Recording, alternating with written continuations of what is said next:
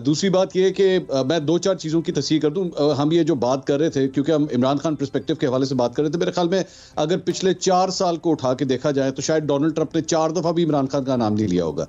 मैं अगर इसको गिनती के ऊपर भी लेकर आऊं, ये मेरे ख्याल में, मैं I stick to my point के थोड़ा सा एग्जैजरेटेड है। तीसरी बात ये है कि साजिद तारड़ साहब, मैं पिछले एक हफ्ते से देख रहा हूं कि पाकिस्तान के तमाम टेलीविजन चैनल्स के ऊपर, और ये मेरे ख्याल में फैज साहब ज्यादा बेहतर इस पर कमेंट कर सकेंगे, कि साजिद तारड़ को पाकिस्तान के तमाम टेलीविजन चैनल्स पे ये शो किया जा रहा है जैसे वो डोनाल्ड ट्रंप के एडवाइजर हैं। वो डोनाल्ड ट्रंप के एडवाइजर नहीं है। उनका रिपब्लिकन पार्टी के साथ जो है ना, वो तकरीबन उतना ही ताल्लुक है जितना शेख रशीद साहब का आज पाकिस्तान की पार्लियामेंट से ताल्लुक है। बराए मेहरबानी, ठीक है।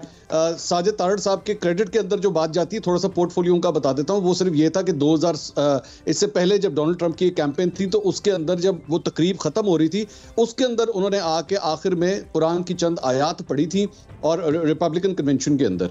तो बेसिकली ये उनका क्रेडिट है। कभी भी उन्होंने डोनाल्ड ट्रंप के साथ सर्व नहीं किया हुआ, और ना आज उनका कोई रिपब्लिकन पार्टी के साथ ऐसा कोई ताल्लुक है। लेकिन पाकिस्तानी टेलीविजन चैनल्स पे शो किया जा रहा है कि उनकी कहीं भी बात जो है गॉस्पेल है। एक पॉइंट मेरा ले लें इसमें, आप उस वॉक का तो तस्करा करें ना, जो आपके तहरीक इंसाफ, हमने इससे पहले हाफ में शहरी रहमान के सामने यही बात रखी थी कि वो वॉक जो ट्रंप और खान साहब ने की थी व्हाइट हाउस के अंदर, उसका बड़ा तस्करा है, उसकी बड़ी गूंज है। फिर the way they were like talking to each other, वो एक कंफर्ट का जो जिक्र आता है कि नहीं, खान साहब बड़े कंफर्टेबल हैं, नवाज शरीफ साहब तो ओबामा साहब के सामने उस तरह कंफर्टेबल नहीं थे। तो फिर कुछ थोड़ा सा खुश कर दें ना, उनको होने दें। अगर वो कह रहे हैं, आप तो बिल्कुल कह रहे हैं कि नहीं, I will give this to Pakistan Tehreek Insaf, I will give this to Imran Khan sahab, कि अगर ग्रैंड स्कीम ऑफ थिंग्स में, फॉर एग्जांपल, चले मैं एक सिनेरियो सामने रख देता हूं आपके, कि लेट्स से आपकी कल को जो है वो चाइना के साथ क्लोजनेस बहुत ज्यादा हो जाती है, ठीक है, and Americans are not happy with you, for example, मैं एग्जांपल दे रहा हूं आपको।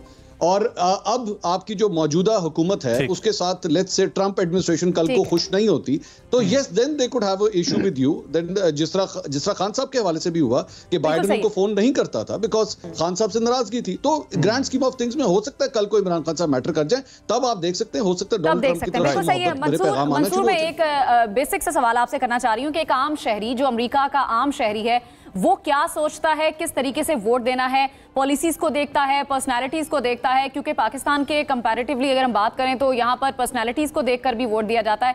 एक आम शहरी का कंसर्न क्या है अमेरिका में? मेरे ख्याल में इस वक्त जो सबसे बड़ा कंसर्न है that is the economy. Economy के हवाले से, जॉब्स के हवाले से अमेरिकन के अंदर जो है बड़ा सवेयर कंसर्न पाया जाता है।